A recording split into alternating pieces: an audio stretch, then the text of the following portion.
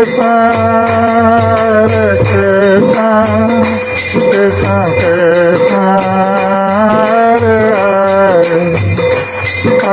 Rama, Rama Rama, Hare Hare, Hare Krishna, Krishna.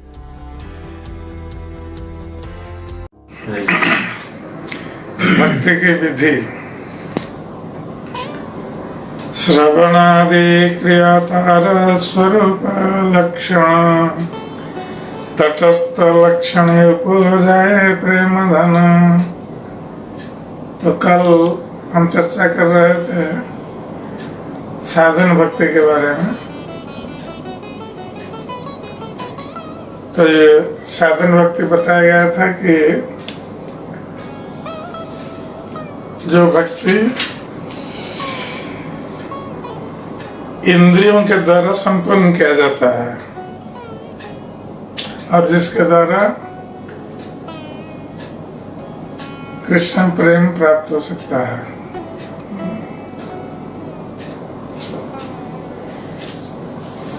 तो ये साधन भक्ति जो है उसका स्वरूप लक्षण है श्रवणादि क्रिया, अर्थात जो भक्ति की विधि है श्रवणं कीर्तनं विष्णु स्मरणं पाद सेवनम अर्चनं बंधनं दास्य सख्य आत्मनिवेदनम।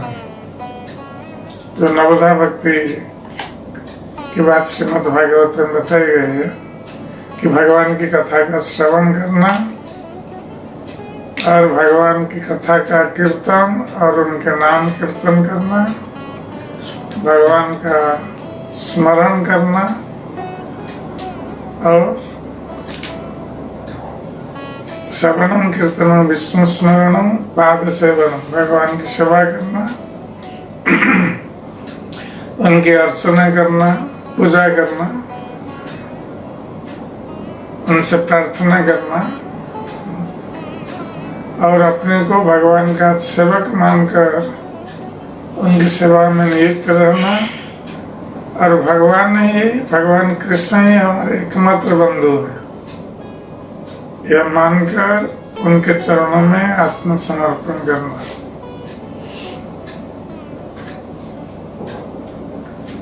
तो ये 9 प्रकार की भक्ति की विधि बताई गई है। तो ये सब साधन भक्ति के स्वरूप लक्षण बताए गए हैं, अर्थात स्वाभाविक लक्षण है साधन भक्ति के। और तटस्थ लक्षण है जिससे कृष्ण के प्रति शुद्ध प्रेम प्राप्त होता है।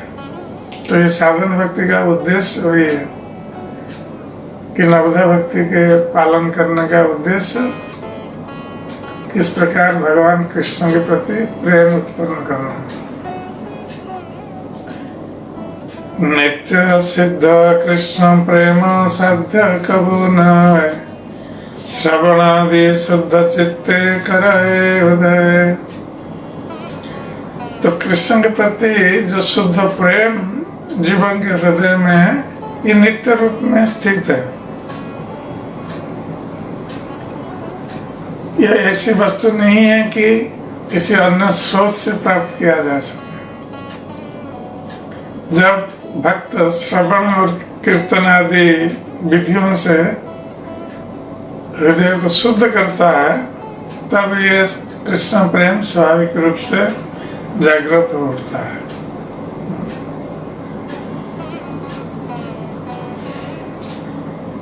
एक साधन भक्ति द्वैत प्रकार, एक वैधि भक्ति रागानुगा भक्ति यार। तो साधन भक्ति 2 प्रकार के हैं, एक तो वैधि भक्ति और दूसरी रागानुगा भक्ति। रागहीन जन भजे शास्त्र आज्ञा, वैधि भक्ति बलितारे सर्व शास्त्र गाय। तो वैधि भक्ति उसको कहा जाता है जो बिना आसक्ति के, केवल शास्त्र आज्ञा का पालन करते हुए जो भक्ति का आचरण किया जाता है उसको वैधि भक्ति कहते हैं। तो शास्त्र में जैसे बताया गया है कि भगवान की कथा का श्रवण करना, नाम कीर्तन करना, भगवान की पूजा करना, उनका स्मरण करना, ये सब शास्त्र आज्ञा है। तो नवोदय भक्ति जो है ये शास्त्र का उपदेश है। तो शास्त्र आज्ञा को मानकर जो भक्ति का अभ्यास किया जाता है या साधनों का अभ्यास किया जाता है, किंतु अभी तक भगवान के प्रति आसक्ति उत्पन्न नहीं हुई है, क्योंकि हृदय में बहुत सारे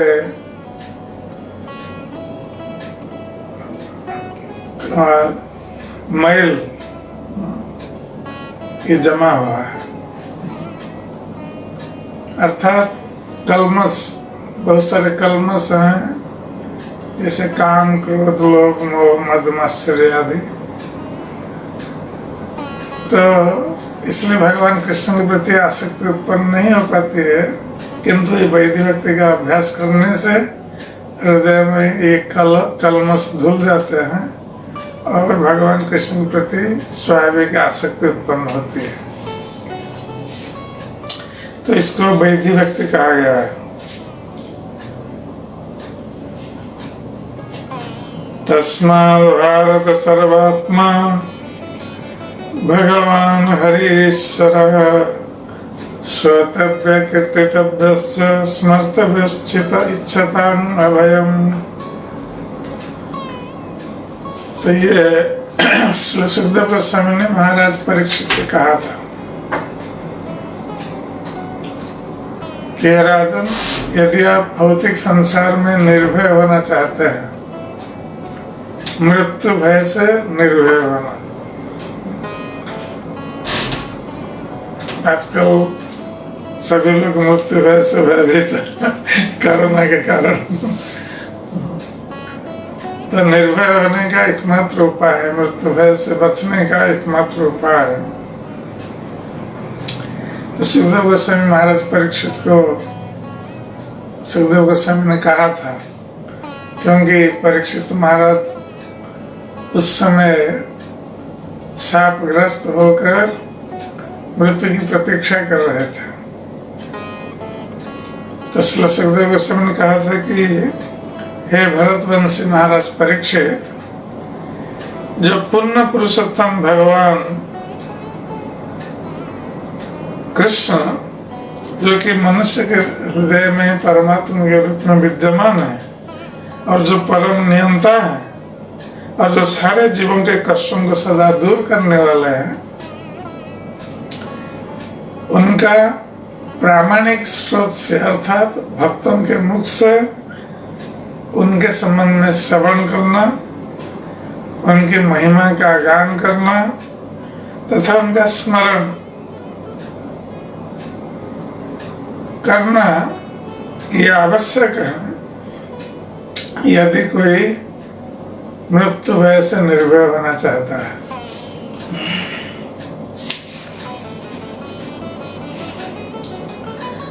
मुख बाहुर्पादेभ्यः पुरुषाश्रमेश चत्वार जज्ञिरे वर्णा गुणैर्विप्रादय पृथक्। ब्रह्मा के मुख से ब्राह्मण वर्ण प्रकट हुए, इसी तरह उनकी बाहुओं से क्षत्रिय उत्पन्न हुए, उनकी कमर से वैश्य प्रकट हुए और उनके पैरों से शूद्र उत्पन्न हुए। ये चारों वर्ण तथा उनके आध्यात्मिक आश्रम ब्रह्मचर्य, गृहस्थ, वानप्रस्थ तथा संन्यास मिलकर मानव समाज को पूर्ण बनाते हैं। येषां पुरुषं साक्षात् आत्मा प्रभवं ईश्वरं न भजन्त्यवजानन्ति स्थानात् भ्रष्टा पतन्त्यधः। यदि कोई व्यक्ति चारों वर्णों तथा आश्रम में केवल औपचारिक स्थिति बनाए रखता है किंतु परम भगवान विष्णु की पूजा नहीं करता तो वह अपने गर्वित स्थान से गिरकर नरक में जा पहुंचता है। स्मर्तव्य सततं विष्णु विस्मर्तव्यो न जातु चेत् सर्वे विधि निषेधास्यो एतयोरेव किंकरा। कृष्ण ही भगवान विष्णु के उद्गम है, उनका सतत स्मरण करना चाहिए और किसी भी समय उन्हें भूलना नहीं चाहिए। शास्त्र में तथा निषेध इन्हीं दोनों नियमों के अधीन होने चाहिए कि भगवान कृष्ण का स्मरण सदा सर्वदा करें और उनको कभी भी ना भूलें। ये दो नियम, इसके अधीन सारे शास्त्रों के विधि विधान नित्य नियम इसके अधीन है। इसका अर्थ है कि यदि कोई शास्त्रों का विधि विधान पालन करता है किंतु भगवान कृष्ण का स्मरण नहीं करता है और उनको भूल जाता है तो इस शास्त्र विधान पालन करने से कुछ लाभ नहीं।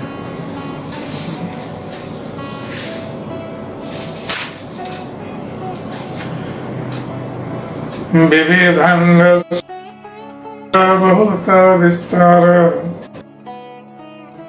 किछु साधनांग सार। तो श्री चैतन्य महाप्रभु सनातन गोस्वामी को उपदेश देते हुए कहते हैं कि भक्ति के विभिन्न जो साधन अंग हैं उसके विषय में मैं कुछ कहने जा रहा हूँ, जिसका विस्तार तो अनेक प्रकार से हुआ है किंतु मैं यहाँ पर संक्षेप में इसके संबंध में बता रहा हूँ। तो साधन भक्ति का प्रारंभ कैसे किया जाए उसके संबंध में बता रहे हैं श्री चैतन्य महाप्रभु। गुरु पदाश्रय दीक्षा गुरु सेवन सधर्म शिक्षा पृच्छा साधु मार्गानुगमन। तो साधन भक्ति के मार्ग में निम्नलिखित अंगों का पालन करना आवश्यक होता है कि एक, प्रामाणिक गुरु की शरण ग्रहण करनी चाहिए। तो प्रामाणिक गुरु का अर्थ है जो प्रामाणिक वैष्णव संप्रदाय, जो 4 वैष्णव संप्रदाय हैं प्रामाणिक, उन 4 वैष्णव संप्रदाय से जो गुरु आते हैं तो उनसे दीक्षा ग्रहण करना, क्योंकि 4 वैष्णव संप्रदाय जो हैं उनसे संपर्कित गुरु ही प्रामाणिक गुरु माना जाता है। और जो संप्रदाय अंतर्भुक्त नहीं है, जैसे पद्म पुराण में बताया गया है, संप्रदाय विहीनाय मंत्रास्ते निष्फलामता। जो प्रामाणिक वैष्णव संप्रदाय से दीक्षा ग्रहण नहीं करते या मंत्र ग्रहण नहीं करते, उनका मंत्र निष्फल हो जाता है। तो इसलिए प्रामाणिक वैष्णव संप्रदाय से गुरु ग्रहण करना आवश्यक है और उनसे दीक्षा लेना चाहिए। और गुरु की सेवा भी करनी चाहिए। गुरु पदाश्रय दीक्षा गुरु सेवन सधर्म शिक्षा, अर्थात गुरु से शिक्षा ग्रहण करनी चाहिए। जो भक्ति की शिक्षा के संबंध में उनसे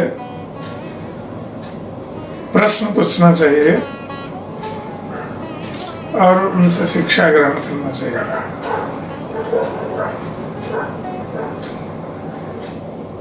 पूर्ववर्ती आचार्यों के पद चिन्हों का अनुगमन किया जाए, साधु मार्गानुगमन,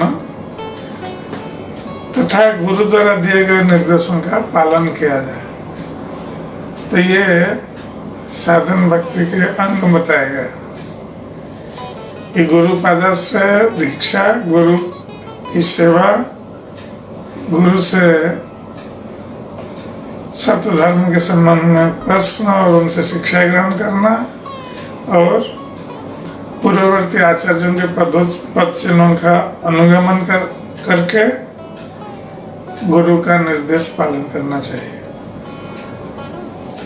कृष्ण प्रीते भोग त्याग कृष्ण तीर्थे वास जावत निर्वाह प्रतिग्रह एकादशोपवास।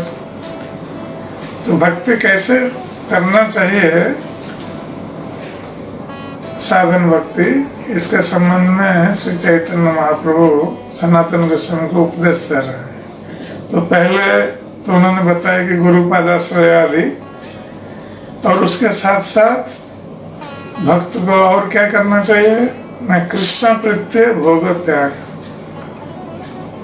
भगवान कृष्ण की प्रीति विधान के लिए अपने भौतिक भोग का त्याग करना।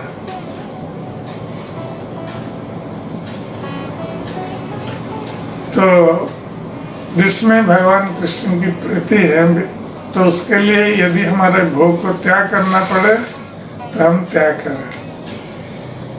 और कृष्ण तीर्थ वास, तो कृष्ण की दृष्टि के लिए सर्वस्व परित्याग करने के लिए प्रस्तुत रहना और कृष्ण की दृष्टि के लिए ही प्रत्येक वस्तु को स्वीकार करना, ये कृष्ण प्रीत्य भोग त्याग। और जहाँ कृष्ण हो, यथा वृंदावन मथुरा या कृष्ण मंदिर में, वहीं रहना। कृष्ण तीर्थवास, भगवान के लीला स्थान या कृष्ण का मंदिर, ये वहाँ निवास करने के लिए बताया गया। जावत निर्वाह प्रतिग्रह, जीविका निर्वाह के लिए आवश्यक हो, जितना आवश्यक हो उतना ही धन कमाना। और एकादशी के दिन उपवास रखना। तो इसका अर्थ है कि हर व्यक्ति को एकादशी व्रत करना आवश्यक है। तो शास्त्र में बताया गया है कि 8 वर्ष से 80 वर्ष तक व्यक्ति को एकादशी व्रत का पालन करना चाहिए, चाहे पुरुष स्त्री बालक वृद्ध सभी को करना चाहिए, क्योंकि एकादशी भगवान का अति प्रिय है और एकादशी उपवास करने से हमारी भक्ति में वृद्धि होती है। तो ये एकादशी व्रत करना है और जीविका अर्जन के लिए जितना धन आवश्यक हो उतना कमाना, अधिक धन के पीछे नहीं पड़ना।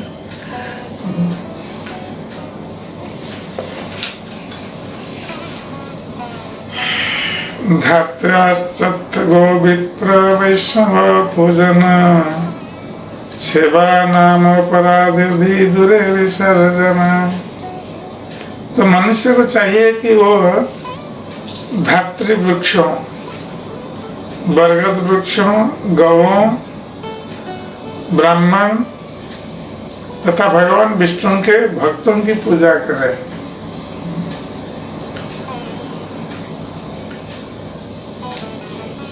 और उसे भक्ति तथा पवित्र नाम के विरुद्ध अपराधों से बचना चाहिए।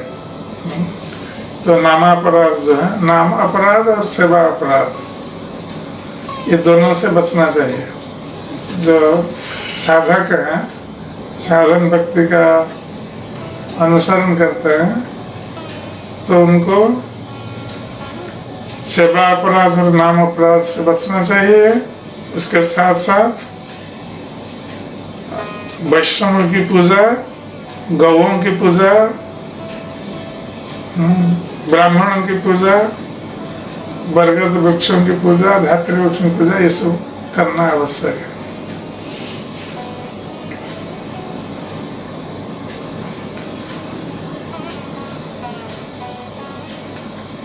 अवैष्णव संग त्याग बहु शिष्य न करिव बहु ग्रंथ कलाभ्यास व्याख्यान वर्जिव।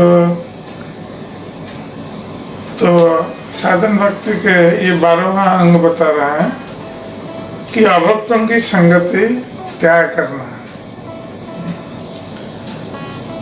और मनुष्य को या गुरु को असंख्य शिष्य नहीं बनाने चाहिए, अधिक शिष्य नहीं बनाना चाहिए। और 14 है बहु ग्रंथ कलाभ्यास, मात्र प्रमाण देने तथा टीका करने के उद्देश्य से अनेक शास्त्रों का अधूरा अध्ययन नहीं करना चाहिए। तो ये साधन भक्ति का अंग बताए।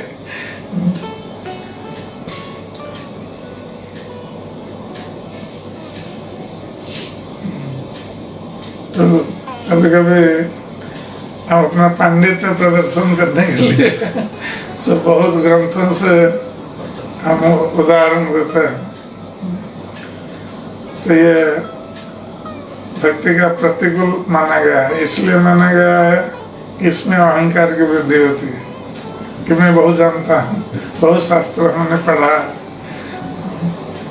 तो इसमें अहंकार की वृद्धि होती है। हानि लाभे सम सुखादिरवसना हैव, अन्न देव अन्न शास्त्र निंदा न करिव। भक्त को चाहिए कि वह हानि तथा लाभ को समान माने, अर्थात भगवान कृष्ण जैसे गीता में कहते हैं, दुखे स्वनुद्विग्न मना सुखे सुविगत स्पृहा, वितराग भय क्रोध स्थित धीम निरुच्यते। तो भक्त को या जो स्थिर बुद्धि संपन्न है तो दुख में विचलित नहीं हो और सुख में अत्यधिक आनंदित भी ना हो। दुखे स्वनुद्विग्न मना सुखे सुविगत स्पृहा, वितराग भय क्रोध, और सांसारिक आसक्ति से दूर, भय और क्रोध से उसको दूर रहना चाहिए, तब जाकर वह स्थिर बुद्धि संपन्न हो सकता है। तो यहाँ पर बताया गया है कि जीवन में कभी हानि होती है, कभी लाभ प्राप्त होता है, तो दोनों स्थिति में संभाव पोषण करना है भक्त को। हानि में दुखी नहीं होना या लाभ में अत्यधिक आनंद प्रकाश नहीं करना, दोनों में समस्थिति संभाव पोषण करना। सुखादिर वसना है, और जो साधक भक्त हैं वो कभी दुख आया, कुछ खो गया, तो उसके लिए वो दुखी नहीं होगा, अर्थात उसके वशीभूत नहीं होगा, शोक के वशीभूत नहीं होगा।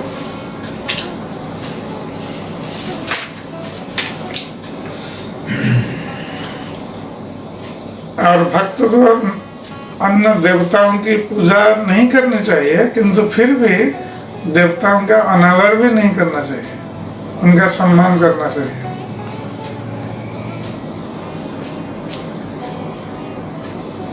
और फिर कहा गया है कि अन्न शास्त्र निंदा ना करे, और इसी तरह भक्तों को चाहिए कि वो न तो अन्न शास्त्रों का अध्ययन करे, न उनकी निंदा करे, इससे बचना चाहिए भक्त। तो ये साधक भक्त, क्योंकि हम लोग सब साधक भक्त की कोटि में आते हैं, तो ये सब ध्यान रखना आवश्यक है। यदि हम भक्ति मार्ग में आगे बढ़ना चाहते हैं और हृदय में कृष्ण प्रेम जागृत करना चाहते हैं, तो ये सब नियम का पालन करना आवश्यक है। विष्णु वैष्णव निंदा ग्राम्य वार्ता ना सुने।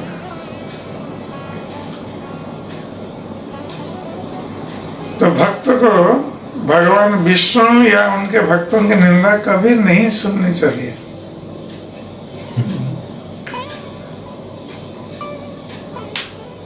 तो ये भक्ति का एक अंग माना गया है कि भगवान की निंदा या अन्य वैष्णव की निंदा नहीं सुननी चाहिए और ग्राम्य वार्ता ना सुने हुए। तो ग्राम्य कथा जिस प्रकार कोई स्त्री पुरुष की कथा या अन्य भक्ति के अतिरिक्त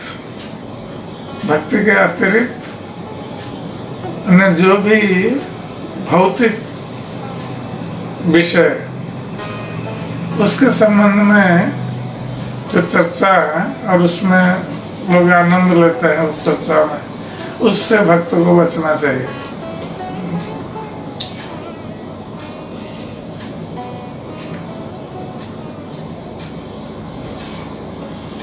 प्राणी मात्र मनोवाक्य उद्वेग ना दे, और भक्त को चाहिए कि मन या वचन से किसी जीव को कष्ट ना दे।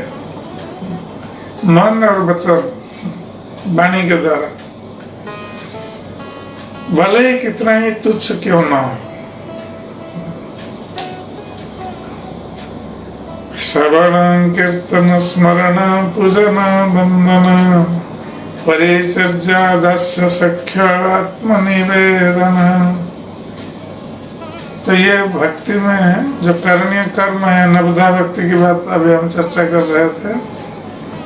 तो श्रवण कीर्तन स्मरण पूजन वंदन सेवा दास्य भाव को स्वीकार करना, भगवान को एकमात्र मित्र मानना तथा पुण्यतया अपने को समर्पण करना, ये भी साधन भक्ति का अंग बताया गया। अग्रे नृत्य गीत विज्ञप्ति दंडवत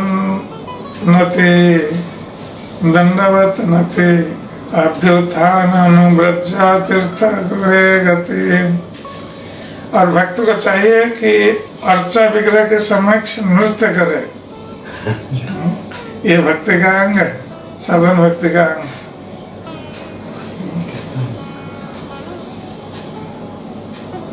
और भगवान के विग्रह के सम्मुख गीत गाए, भजन या कीर्तन करे, ये भक्ति का अंग है।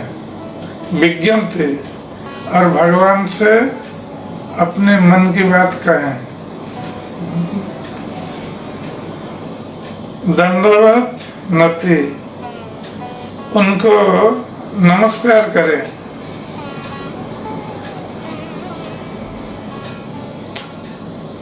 अभ्युत्थानम अनुव्रज्य, तो भगवान के सामने या गुरु के सामने या गुरु आने पर यदि बैठे हैं तो खड़ा हो जाना चाहिए और इस प्रकार सम्मान प्रदर्शन करना चाहिए। यदि भगवान आ रहे हैं, भगवान के विग्रह आ रहे हैं, तो बैठे हैं तो खड़ा होकर सम्मान प्रदर्शन करना। उसी प्रकार गुरुदेव आ रहे हैं तो बैठे हैं तो खड़ा होकर सम्मान प्रदर्शन करना। अनुव्रज,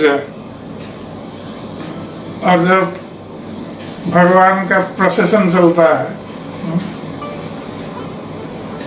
तो उस समय भगवान के पीछे पीछे चलना, इसको अनुव्रज कहा जाता है। या गुरु जा रहे हैं तो उनके पीछे पीछे चलना, अनुगमन करना। तीर्थ गृह गति, तो विभिन्न तीर्थ स्थान अर्थात भगवान कृष्ण से संबंधित जो लीला स्थान है उनका दर्शन करना आवश्यक है। और प्रतिदिन मंदिर में जाकर भगवान के अर्चा विग्रह का दर्शन करना आवश्यक है। परिक्रमास्तव पाठ जप संकीर्तन धूप मल्ल गंध महाप्रसाद भोजन। तो भक्त को चाहिए कि वो मंदिर की परिक्रमा करे प्रतिदिन, और भगवान के सामने स्तव पाठ करे, स्तुति करे। प्रतिदिन भगवान के सामने पूजा के बाद स्तुति करनी चाहिए, स्तव पाठ करना चाहिए। और जप मंदस्वर में जप करे, सामूहिक कीर्तन करे, अर्चा विग्रह पर चढ़ी धूप या फूलों की माला को सूंघे। तो भगवान को जो फूल की माला चढ़ाई जाती है या फूल चढ़ाए जाते हैं, तो जब दिया जाता है उसको सूंघकर हम सम्मान प्रदर्शन करते हैं।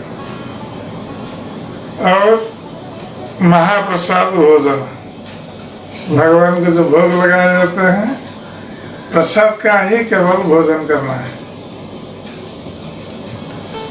आरात्रिका महोत्सव स्मृति दर्शन, निज प्रिय दान ध्यान तदीय सेवन। भक्तों को चाहिए आरती तथा उत्सव में सम्मिलित हो। तो यदि भगवान की आरती चल रही है तो उस समय भक्त कहीं भी हो आकर आरती में अंश ग्रहण करे। और भगवान का उत्सव हो रहा है तो उस समय भी योगदान करना आवश्यक है। स्मृति दर्शन, और प्रतिदिन भगवान के विग्रह का दर्शन करना आवश्यक है मंदिर में आकर। निज प्रियदान, और जो अति प्रिय वस्तु है उसको भगवान की सेवा के लिए दान करना, ये एक प्रकार का त्याग है। जो भक्त हैं अपनी प्रिय वस्तु को भगवान की सेवा के लिए दान करता है, तो ये भक्ति की में वृद्धि करता है, इस प्रकार का भाव।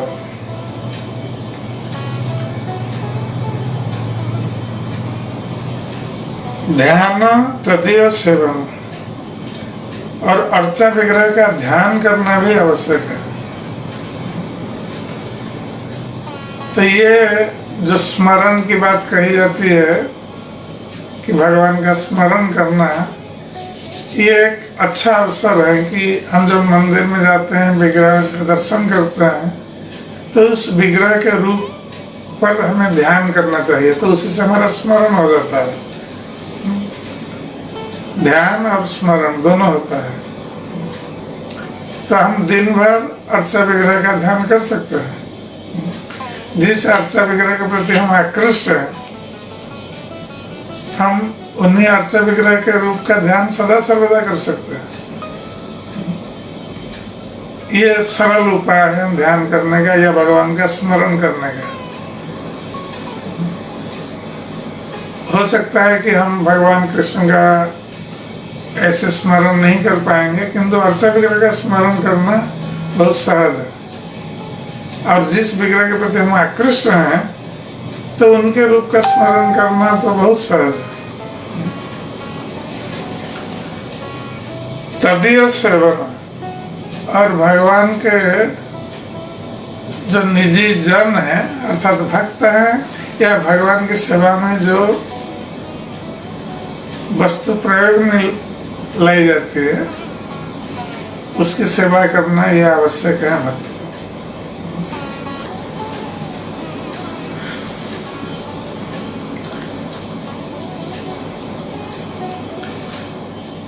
तदीय तुलसी वैष्णव मथुरा भागवत, यही चरिर सेवा है कृष्ण अभिमत। तो जो तदीय सेवन कहा गया, तो ये तदीय में क्या क्या आते हैं चैतन्य महाप्रभु बता रहे हैं। तदीय सेवन उन्होंने कहा, तो तदीय अर्थात भगवान से संबंधित जो व्यक्ति या वस्तु है उसकी सेवा करना। तो तदीय में आते हैं तुलसी, तो भक्त को तुलसी की सेवा करनी चाहिए। जैसे तुलसी में जलदान, प्रणाम, परिक्रमा, ये सब कर दे। वैष्णव की सेवा करनी चाहिए। भगवान के लीला स्थान मथुरा, वृंदावन आदि धाम की सेवा करनी चाहिए। और भगवान से भागवत ग्रंथ भागवत उनकी भी सेवा करनी चाहिए। अर्थात प्रतिदिन ग्रंथ भागवत का पाठ करना चाहिए और भागवत का श्रवण भी करना चाहिए भक्तों के मुख से।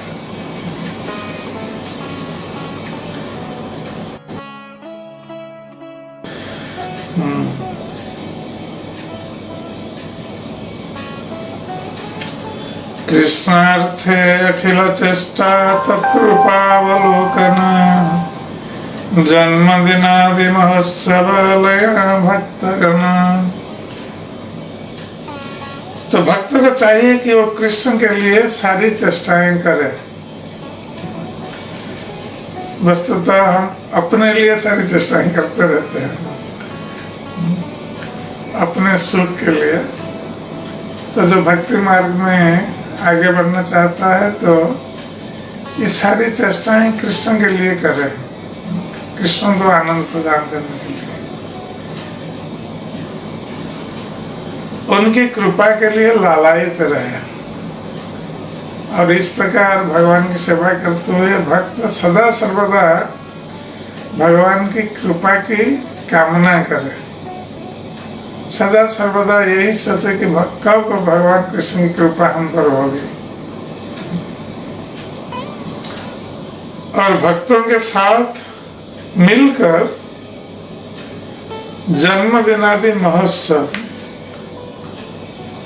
तो विभिन्न उत्सव तथा कृष्ण जन्माष्टमी, रामचंद्र के जन्मोत्सव, श्री रामनवमी आदि जितने भी भगवान के जन्म उत्सव, ये सब इसका पालन भक्तों के साथ मिलकर करे या उस उत्सव में भाग ले। सर्वथा शरणापत्ति कार्तिकादि व्रत चतुष्षष्टि अंगई परम महत्व।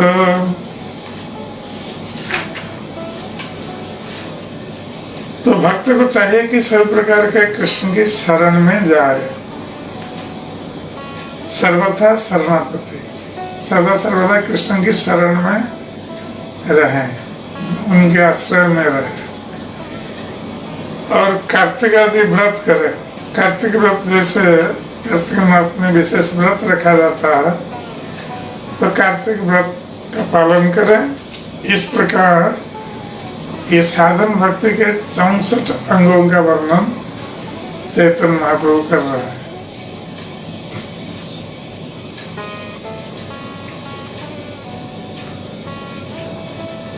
साधु संग श्रवण मथुरावास स्मृतिर श्रद्धाय सेवनम सकल साधन श्रेष्ठ पंचांग कृष्ण प्रेम जन्माई अल्प संग। तो ये जो 64 प्रकार के साधन अंग बताए गए, उनमें से अब चैतन्य महाप्रभु 5 सर्वश्रेष्ठ अंग के बारे में बता रहे हैं। तो ये जो 5 सर्वश्रेष्ठ अंग हैं, कह रहे हैं कि साधु संग, तो भक्तों का संग अवश्य करें। ये साधक भक्त के लिए बहुत आवश्यक है। भक्त संग में, भक्त के संग में भक्ति करना बहुत आसान हो जाता है, अन्यथा बहुत कठिन है भक्ति आचरण करना बिना भक्त संग से। इसलिए साधु संग और नाम कीर्तन, प्रतिदिन भगवान के पवित्र नाम का कीर्तन करें अर्थात जप आदि करे।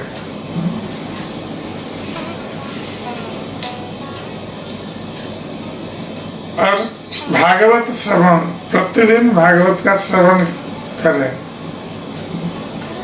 मथुरा में वास करें, भगवान के लीला स्थान में वास। श्रीमूर्ति और श्रद्धा सेवन, और श्रद्धा पूर्वक अर्चा विग्रह की सेवा करें। ये 64 अंगों में से 5 सर्वश्रेष्ठ अंग बताए गए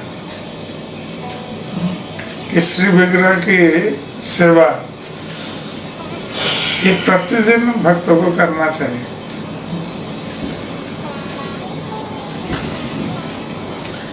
तो कहते हैं कि ये जो 5 अंग हैं, ये सब अंगों में सर्वश्रेष्ठ माने गए हैं। और इन 5 का थोड़ा सा भी अभ्यास किया जाए तो इससे कृष्ण प्रेम जागृत हो सकता है, यदि निष्ठा पूर्वक इन 5 अंगों का सेवन किया जाए।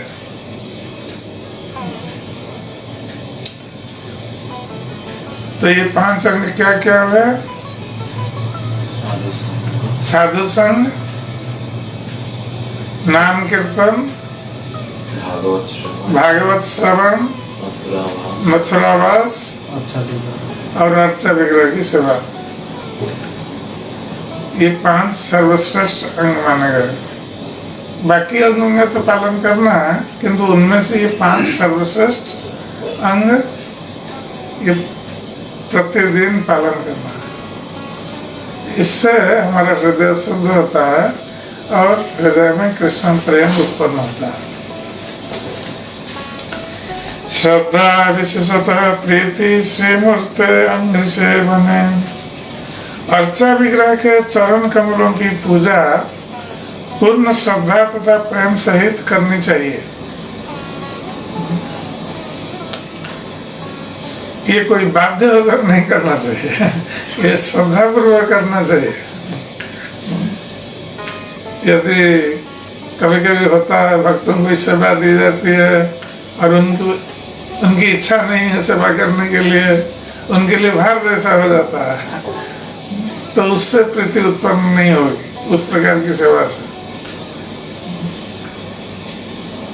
तो भक्त प्रीति पूर्वक भगवान की सेवा करे, तब जाकर हृदय शुद्ध होगा और हृदय में प्रेम उत्पन्न होगा भगवान के प्रति। जहाँ प्रीतिपूर्ण सेवा नहीं है तो वहाँ प्रेम उत्पन्न नहीं हो सकता। इसलिए कभी भी भक्त भगवान की सेवा को भार न समझे।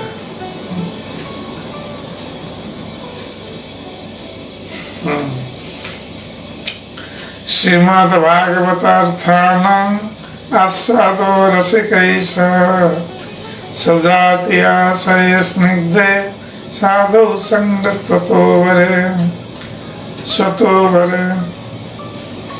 शुद्ध भक्तों की संगति में श्रीमद् भागवत के अर्थ का आस्वादन करना चाहिए। उसे अपने से अधिक उन्नत तथा अपने ही जैसे भगवत प्रेमी भक्तों की संगति करनी चाहिए। तो सजातीय कहा गया है, अपने से अधिक या अपने ही समान भगवत प्रेमी भक्त जो है और उनके संग में भागवत का आस्वादन करें। इसका अर्थ है कि जो विजातीय है उनका संग मत करें।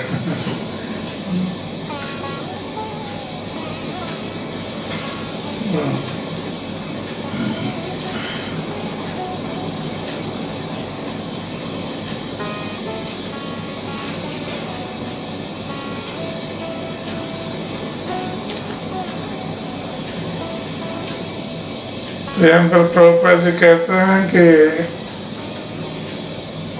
जैसे बहुत सारे भागवत कथाकार हैं जो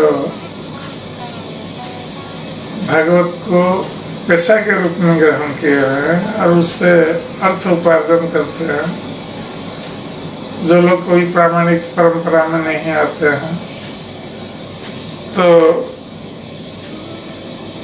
उनका कोई गुरु शिष्य परंपरा नहीं है, तो ऐसे लोगों से भागवत का श्रवण न करें और उनका संग भी न करें। नाम संकीर्तनं श्री मथुरा मंडले स्थिति।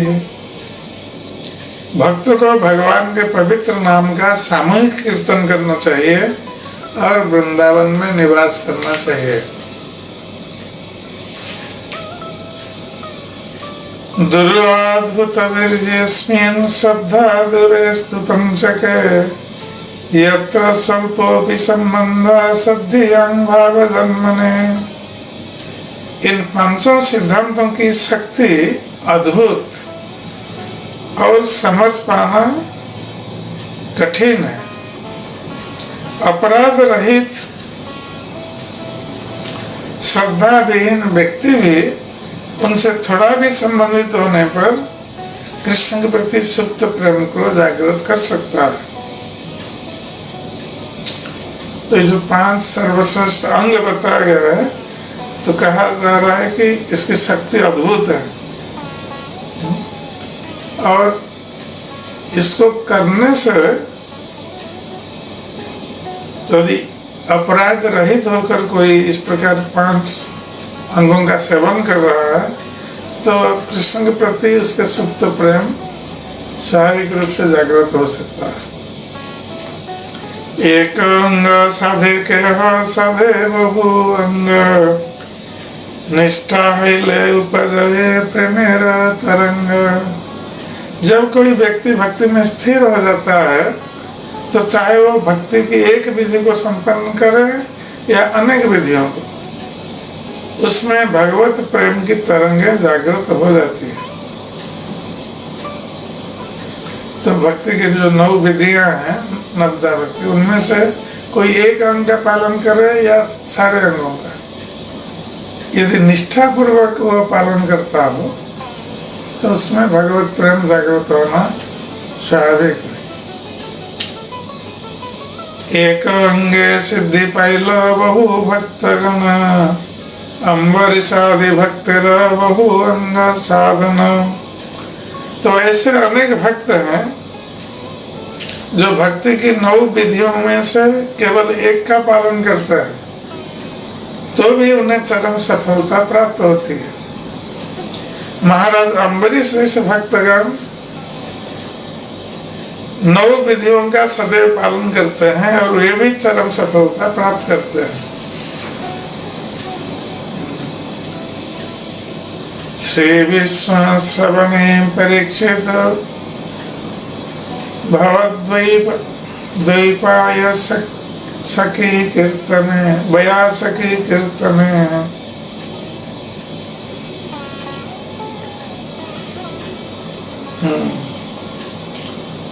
प्रह्लाद स्मरणे तदंग्रि भजने लक्ष्मी पृथु पूजने अक्रूरस्तवभिवन्दने कपीपति यदस्येत सख्यर्जुन सर्वस्वात्मनिवेदने बलिर्भूत कृष्णाप्तिरेषां परा।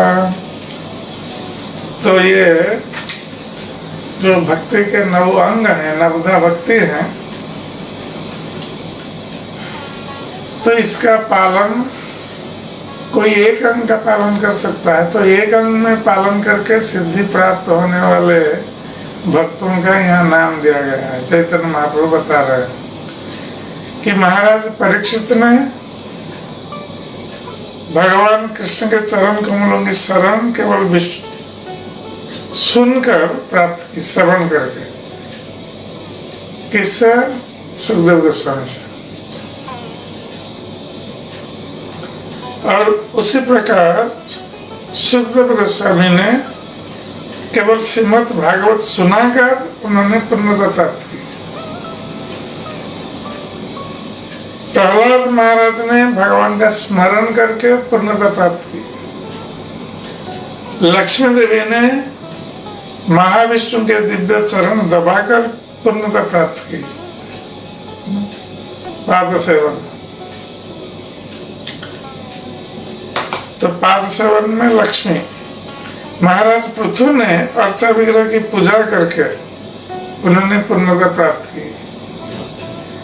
तो उसी प्रकार अक्रूर ने भगवान की स्तुति करके सिद्धि को प्राप्त की। बजरंग जी अर्थात हनुमान ने भगवान रामचंद्र की सेवा करके उन्होंने पूर्णता प्राप्त की, और अर्जुन ने कृष्ण का सखा बनकर पूर्णता प्राप्त की।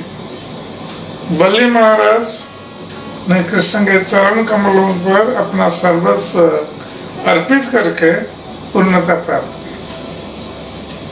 तो ये 9 महाजन है, 9 महान भक्त हैं, जिन्होंने भक्ति के 9 अंगों का एक अंगों का पालन करके पूर्णता प्राप्त की।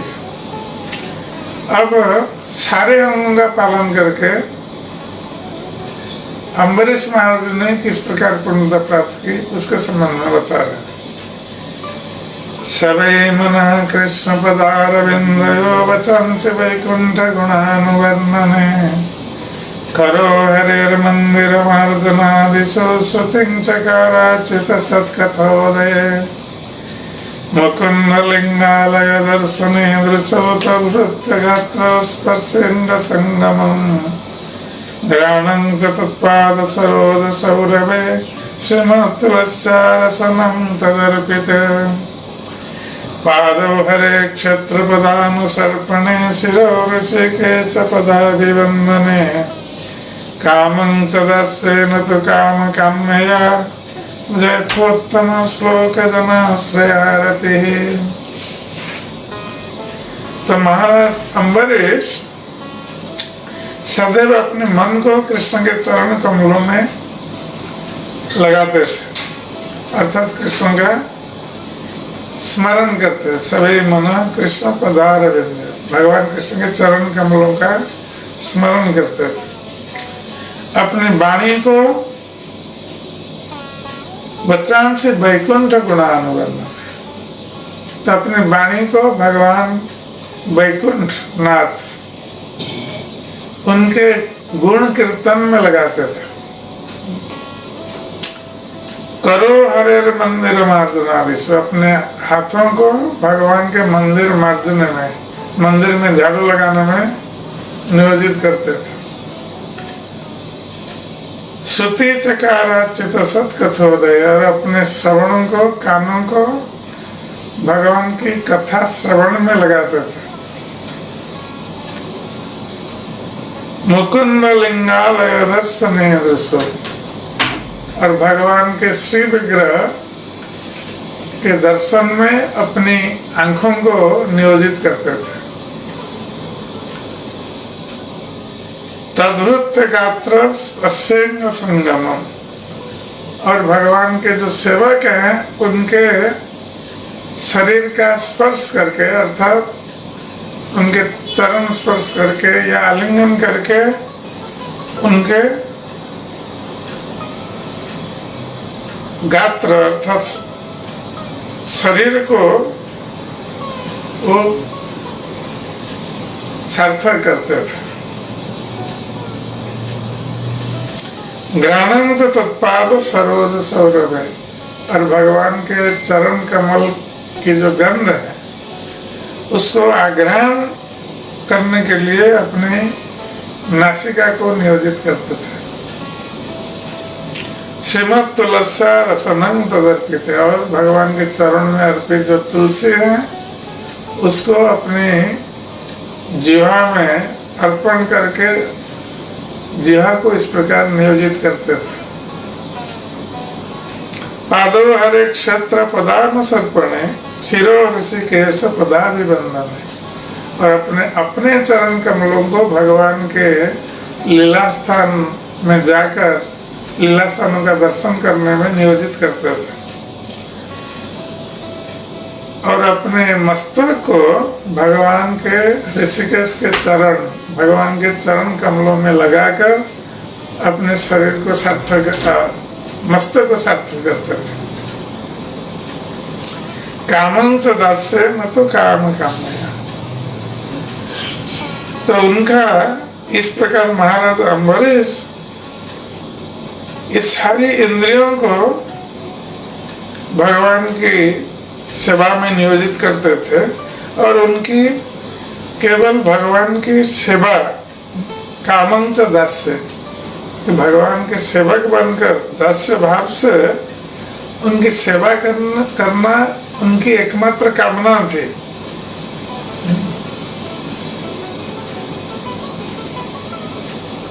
इस तरह महाराज अम्बरीश ने सारी इंद्रियों को भगवान के दिव्य प्रेमाभक्ति में लगाया। फलस्वरूप उन्होंने अपनी सुप्त भगवत सेवा लालसा को जागृत किया।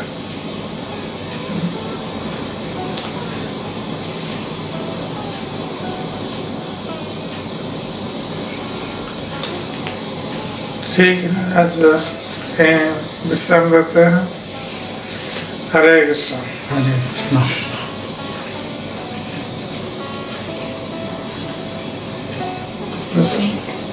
ओके, सुशील कुछ प्रश्न कल पूछा।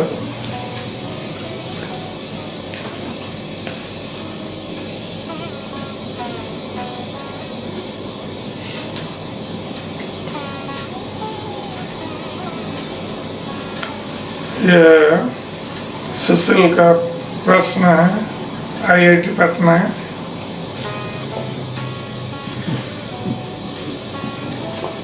तो हम पिछले दिन चर्चा कर रहे थे कि जो वैष्णव के 26 गुण हैं उसके संबंध में चर्चा कर रहे थे 2 दिन पहले। तो उन्होंने लिखा है कि हमने कल प्रवचन सुना है और जो 26 गुणों के बारे में बताया गया है, तो मुझ में कोई एक भी गुण नहीं दिखता।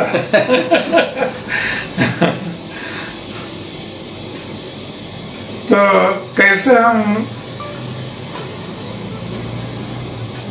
यहाँ तक कि कोई एक गुण को हम कैसे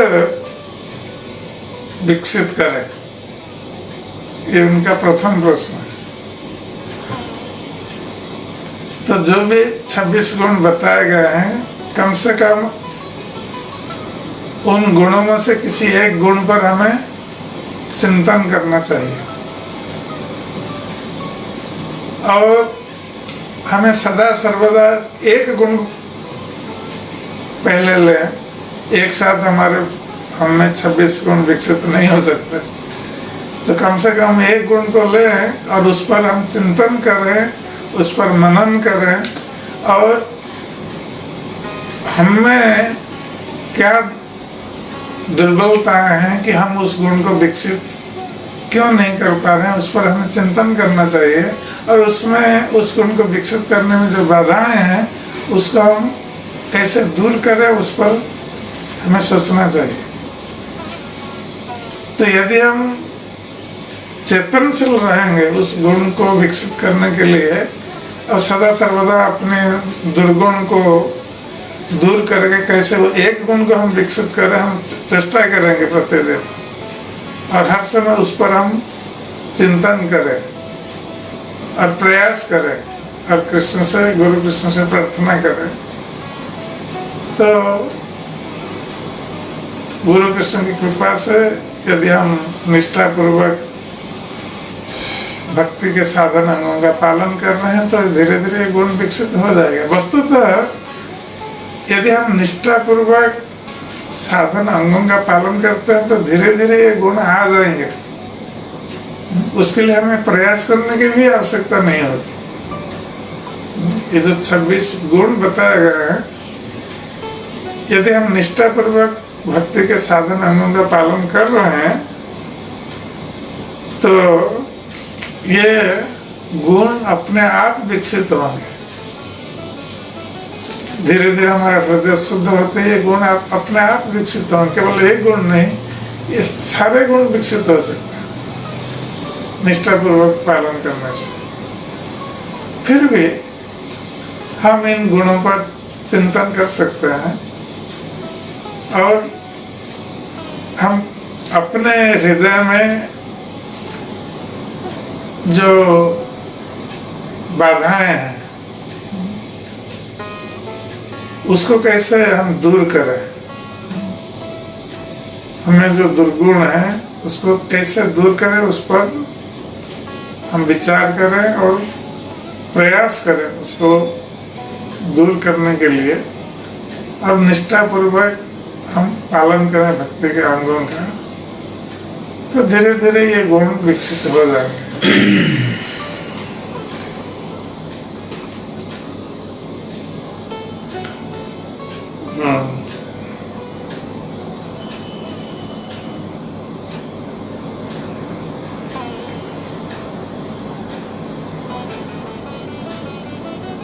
और उनका दूसरा प्रश्न है कि हम क्यों श्रील प्रभुपाद और प्रभुपाद की सारे जीवों के प्रति जो प्रेम है उसको हम क्यों अनुभव नहीं कर पा रहे हैं। वस्तुतः श्रील प्रभुपाद की जो देन है सारे संसार के प्रति, और उनमें जो हृदय में जो उनकी करुणा है, जिसके कारण वो वृंदावन छोड़कर अमेरिका गए प्रचार करने के लिए, जीवों का उद्धार करने के लिए। तो प्रभुपाद के महत्व का अनुभव करने के लिए हमें प्रभुपाद का जो बायोग्राफी है, जीवन वृत्तांत, कैसे प्रभुपाद ने संघर्ष किया कृष्ण चेतना आंदोलन को स्थापित करने के लिए और लोगों को कृष्ण भक्ति मार्ग में लाने के लिए, तो उसको पढ़ना चाहिए हमें। तब जाकर हम प्रभुपाद के प्रयास की प्रशंसा कर सकते हैं या अनुभव कर सकते हैं कि प्रभुपाद ने कितना कष्ट उठाया। इसलिए उनका बायोग्राफी हर भक्त को पढ़ना चाहिए। प्रभुपाद का जो जीवनी है ये सब जानना चाहिए, तब प्रभुपाद के प्रति हमारे मन में निष्ठा उत्पन्न हो सकती है, श्रद्धा उत्पन्न हो सकती है, स्वाभाविक श्रद्धा। और उसके साथ साथ हम देख सकते हैं कि प्रभुपाद ने सारे संसार के लोगों के लिए किस प्रकार कृष्ण भावना के केंद्र समग्र विश्व में स्थापित किए हैं, जिसके कारण कितने सारे लोग उपकृत होते हैं। तो हम इसके बारे में हमें सोचना चाहिए, तब हम अनुभव कर सकेंगे कि प्रभुपाद कितने महान हैं।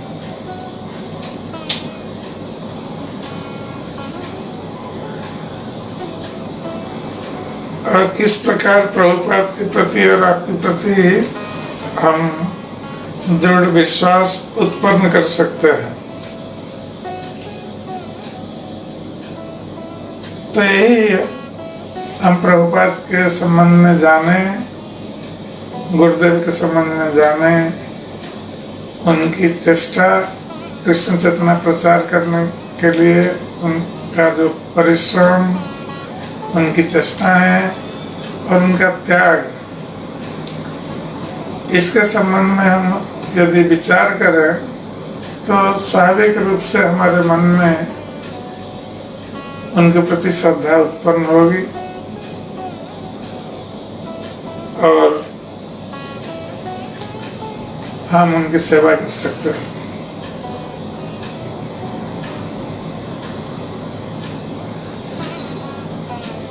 और कुछ प्रश्न? हाँ, मैंने भेजे।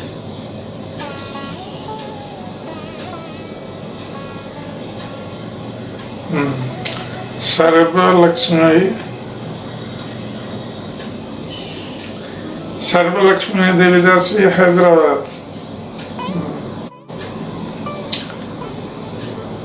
धाम सेवा क्या है?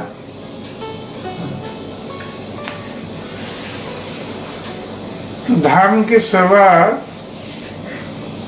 भगवान का जो लीला स्थान है, जैसे वृंदावन, मथुरा,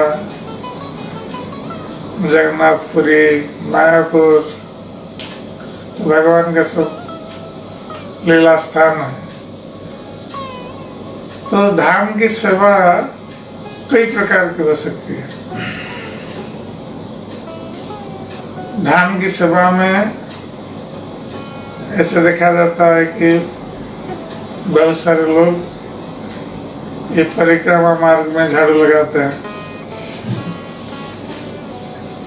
कभी भक्तों की सेवा करते हैं, क्योंकि धाम में जो भक्त रह रहे हैं उनकी सेवा करते हैं। धाम को स्वच्छ रखने के लिए, साफ सुथरा रखने के लिए भक्त लोग प्रयास करते हैं। धाम में जो पेड़ पौधे हैं, पशु पक्षी हैं, उनकी सेवा करते हैं, जल दान देकर या जैसे पशु पक्षियों को खाना देकर। तो ये कई तरह की सेवा होती है धाम में, क्योंकि धाम और भगवान में वस्तुतः कोई अंतर नहीं है। इस प्रकार कृष्ण आराध्य है, उस प्रकार वृंदावन धाम भी आराध्य है। तो ये सब धाम सेवा में, धाम की परिक्रमा करना, ये भी धाम सेवा में है। और ये सब कई प्रकार की सेवा है।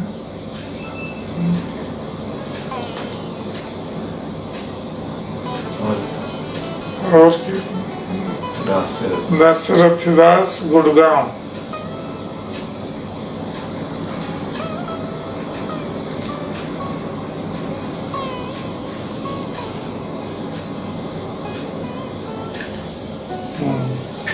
तो इनका दो प्रश्न है। एक प्रश्न है कि हरिनाम प्रभु के चरणों में जो अपराध है उससे कैसे हम मुक्त हो सकते हैं। तो जो नाम अपराध बताया गया है, 10 नाम अपराध, तो 10 नाम अपराध से बचने के लिए हमें प्रयास करना चाहिए। और यदि हम इनमें से कोई नाम अपराध कर रहे हैं तो कौन सा नाम अपराध कर रहे हैं, उससे बचने के लिए क्या उपाय हमें जानना आवश्यक है। तो जिसमें एक है वैष्णव निंदा, टू ब्लास्फेम द डिवोटीज। जो भक्त लोग भगवान के नाम का प्रचार कर रहे हैं उनकी निंदा एक नहीं, ज्यादातर लोग वही निंदा करते हैं, वैष्णव निंदा, उससे बचना चाहिए। तो यदि किसी वैष्णव के चरणों में अपराध होता है, उनसे जाकर हमें क्षमा प्रार्थना करना चाहिए। और कई तरह के अपराध हैं, तो कोई विशेष तरह का अपराध हो तो उससे बचने के लिए क्या उपाय है उसको जानना आवश्यक है। तो 10 प्रकार के नाम अपराध है, तो आप किस प्रकार का नाम अपराध कर रहे हैं और उसके अनुसार उससे बचने के लिए क्या उपाय जानना आवश्यक है।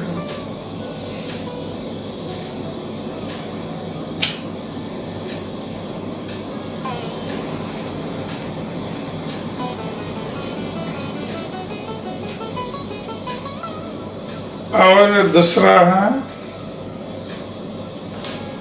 कि हम कैसे ऑफिस सेवा को हम अधिक महत्व दे रहे हैं साधना की अपेक्षा। तो इससे कैसे हम मुक्त होंगे, हमें ये जानना आवश्यक है कि साधना हमारी पहली आवश्यकता है। इसलिए पहले नाम जप, इसको प्राथमिकता देना आवश्यक है, क्योंकि हमारे एक अंग है नाम जप। तो नाम जप पहले यदि हम समाप्त कर लेते हैं, उसके बाद फिर हम ऑफिस जा सकते हैं। पहले हम जब समाप्त करें, हम उसके बाद ऑफिस जाएंगे। तो ऑफिस का टाइम जो भी हो, तो हम उसके अनुसार देखें कि हम किस समय उठेंगे जिससे कि हमारा नाम जप समाप्त हो जाएगा ऑफिस जाने से पहले। और यदि हमारा जप समाप्त हो गया है तो फिर हमारा सारा दिन अच्छा रहेगा, कोई टेंशन नहीं रहेगा।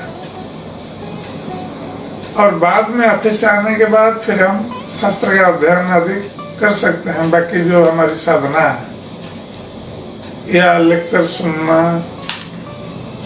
ये सब हम कर सकते हैं। तो हम अपने समय को इस प्रकार विभाजित कर रहे हैं जिससे कि हमारा पहले जप समाप्त हो जाए।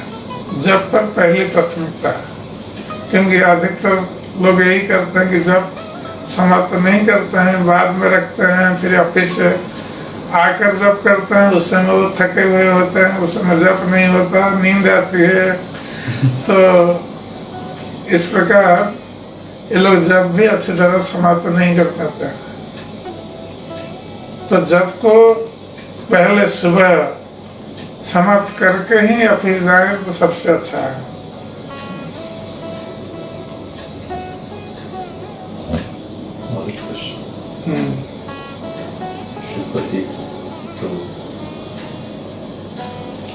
श्रीपति दास भुवनेश्वर, एक गृहस्थ को कितना कमाना चाहिए?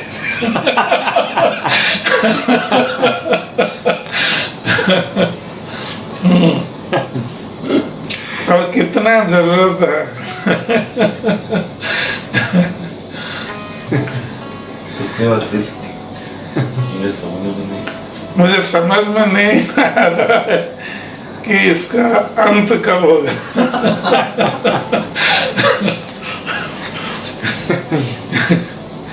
मंदिर में आ जाएगी।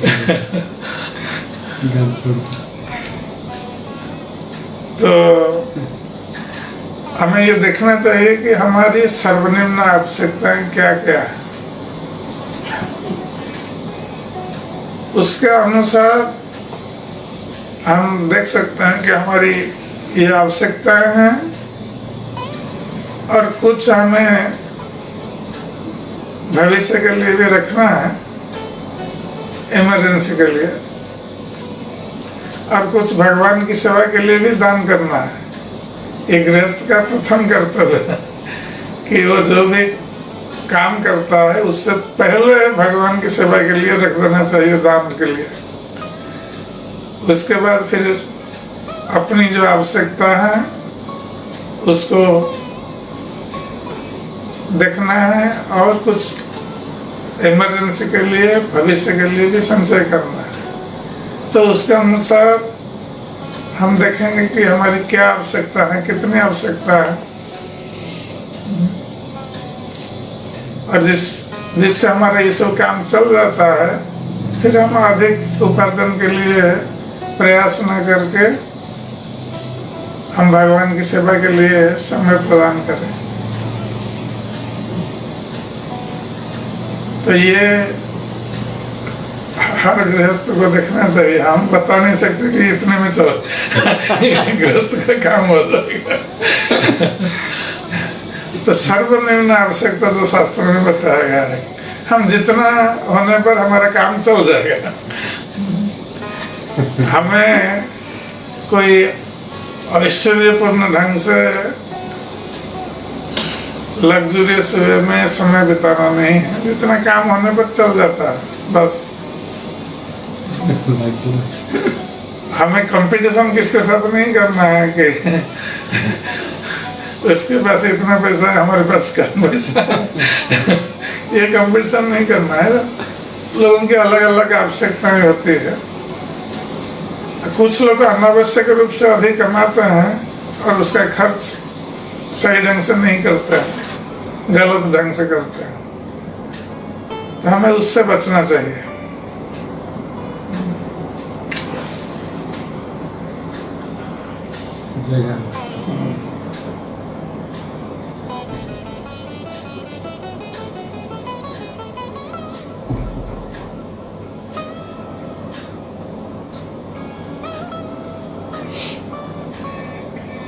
इनका प्रश्न है कि जब हम मंगल आरती करते हैं, जब अकेले करते हैं, पूजा आदि अकेले करते हैं, तो हम बहुत आनंद अनुभव करते हैं। किंतु जब भक्तों के साथ करते हैं तो हमें उतना आनंद नहीं आता। तो हम जब भक्तों का संग कहते हैं, हम ये नहीं कहते हैं कि भक्तों के संग में मिलकर पूजा करें। यदि मंदिर में है मंगल आरती में, तो मंगल आरती में भक्तों के साथ मिलकर मंगल आरती करें। घर पर आप स्वयं अकेले कर सकते हैं, कोई दिक्कत नहीं है। और जो आनंद आता है उसको आप आनंद को ग्रहण करें। और अकेले जब कर सकते हैं, कोई बात नहीं है। और पूजा भी तो अकेले करना ही पड़ता है। किंतु भक्त संग में साधारण रूप से हम भगवान की कथा श्रवण करते हैं। भक्तों के संग में हम भगवान की सेवा करते हैं, जहाँ वो अवसर प्राप्त हो। यदि आप घर पर रह रहे हैं तो वहाँ भक्त संग प्राप्त होना संभव नहीं है, तो आपको अकेले ही सब कुछ करना पड़ता है। किंतु जहाँ मंदिर में जाते हैं तो भक्तों के संग में मंगल आरती करना, कीर्तन करना, नृत्य करना, उसमें भी आनंद आएगा। और भक्तों के साथ मिलकर भगवान की सेवा मंदिर में करना, उसमें भी आनंद आएगा। और भक्तों के संग में भगवान की कथा का श्रवण करना भक्तों के मुख से, ये बहुत महत्वपूर्ण है। यद्यपि घर पर हम सुन सकते हैं ऐसे लेक्चर, किंतु भक्तों के संग में सुनने से उसका आनंद अलग प्रकार का है। तो जहाँ संभव हो, मंदिर जाने का अवसर प्राप्त हो, तो वहाँ मंदिर में ही भक्तों के साथ कर सकते हैं। और घर पर जो करना है अकेले, या घर पर करिए, कोई दिक्कत नहीं।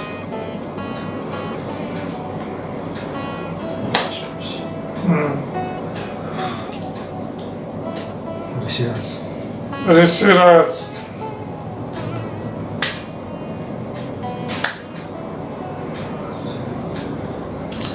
तो इनका प्रश्न है वृंदावन, ऋषिराज आचार्य वृंदावन। तो इनका प्रश्न है कि एक छात्र के लिए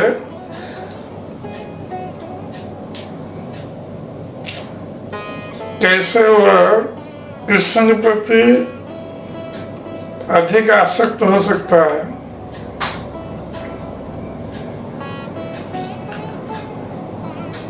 अपना स्टडी, अपनी पढ़ाई और कर्तव्य पालन के साथ साथ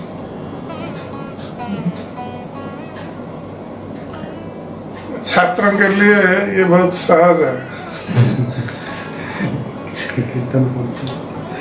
ये कृष्ण प्रति अधिक आसक्त हो सकते हैं। इस प्रकार हो सकते हैं कि अपना स्टडी तो उनको करना पड़ेगा, किंतु स्टडी में अच्छा करने के लिए या एग्जाम में अच्छा करने के लिए कृष्ण की आवश्यकता पड़ती है। क्योंकि हम जो पढ़ते हैं उसको स्मरण रखना आवश्यक है। यदि हम स्मरण नहीं रखेंगे तो एग्जाम में हम भूल जाएंगे और एग्जाम में अच्छा नहीं होगा। और भगवान कृष्ण कहते हैं सर्वस्व चाहं हृदय सन्निविष्टो मत्तः स्मृति ज्ञानं अपोहनं च। तो भगवान कृष्ण कहते हैं कि मैं सभी के हृदय में बैठा हुआ हूँ और मुझसे ही स्मरण शक्ति आती है। और भगवान कहते हैं मुझसे विस्मरण शक्ति भी आती है, अर्थात भगवान स्मरण दिलाते हैं और भुला भी देते हैं। इसलिए जो छात्र भगवान कृष्ण का भक्त होगा, भगवान कृष्ण के प्रति शरणापन्न होगा और उनकी सेवा करेगा, उनका नाम जप करेगा, उनके चरणों में अपने को समर्पित कर देगा, और अपना स्टडी करेगा तो भगवान कृष्ण अवश्य उसकी सहायता करते हैं ऐसे छात्र की, और वो एग्जाम में अच्छा कर सकता है क्योंकि वो स्मरण शक्ति प्रदान करेंगे, वो सब कुछ याद रख पाएगा जो पढ़ेगा। इस प्रकार वो स्टडी में भी अच्छा करेगा और भक्ति में भी अच्छा कर सकता है भगवान कृष्ण का स्मरण करते हुए। किंतु छात्र को कृष्ण के प्रति शरणापन्न होना आवश्यक है। शरणापन्न होने से भगवान कृष्ण हर तरह से उसकी सहायता करते हैं, और शरणापन्न होने के साथ साथ प्रतिदिन कुछ भगवान का नाम जप करना चाहिए। कम से कम भगवान का नाम जप करना चाहिए, और भगवत गीता का 1-2 श्लोक कम से कम पाठ करना चाहिए, श्लोक और उसका अनुवाद, और प्रभुपाद का तात्पर्य उसके साथ। तो 1 श्लोक हो 2 श्लोक प्रतिदिन पाठ करना चाहिए, और जितनी भी माला हो सके अपना स्टडी को देख करके करना चाहिए, और जब स्टडी नहीं है तो उस समय अधिक माला करना चाहिए। समय नष्ट नहीं करना चाहिए छात्र, और छात्र का जो जीवन होता है ये बहुत संयमित जीवन होता है। ठीक समय पर उठना, ठीक समय पर सोना, ठीक समय पर खाना, ये सब संयमित जीवन का अंग है। वस्तुतः छात्र को ब्रह्मचारी जैसा रहना होता है। तो इसलिए छात्र अपने समय को विभाजित कर सकता है। तो किस समय वो उठेगा, किस समय वो जप करेगा। पहले उठने के बाद तो स्नान करना है और स्नान में अधिक समय नहीं देना है। काक स्नान बकत दान स्वान निद्रा तथैव च अल्पाहारी गृहत्यागी विद्यार्थी 5 लक्षण। तो विद्यार्थी को ये 5 लक्षण है। स्नान जल्दी करना चाहिए, और सोना भी गहरी नींद नहीं होनी चाहिए। तो उठ करके स्नान करके पहले अपना जितनी माला हो जप कर ले, गीता पाठ कर ले, फिर अपना पढ़ाई करे, तो उससे मन फ्रेश रहेगा, और जो भी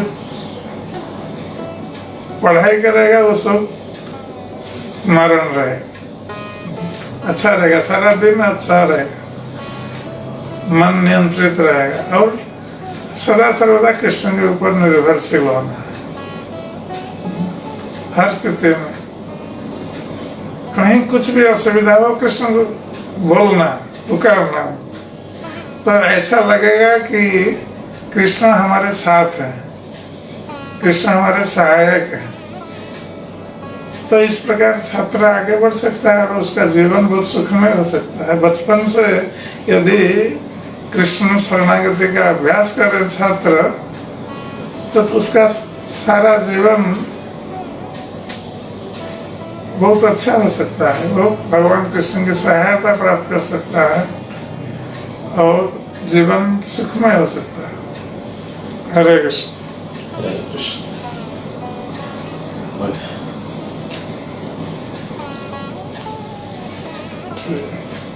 श्री प्रभुपाद की जय। गुरुदेव की जय।